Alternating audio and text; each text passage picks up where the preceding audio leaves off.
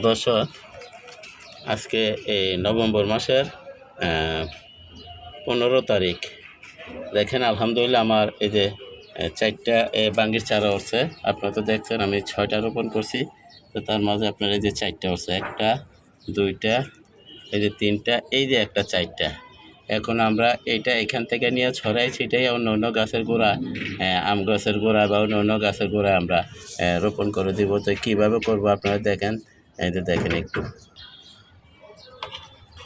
দর্শক, সবগুলো তো ভিডিও দেখা যায় না, দেখানো যায় না, অনেক বড় ভিডিও হয়ে যায়, তাই আমি আপনাদেরকে এই 2টা গাছ রোপণ করে আপনাদেরকে দেখাইতেছি। ইনশাল্লাহ আপনারাও পারবেন। তো আমরা যদি আগাম বাঙ্গি খেতে হয় তাহলে সেপ্টেম্বরের শেষের দিকে যদি আমরা রোপণ করি তাহলে আমাদের এই গাছগুলা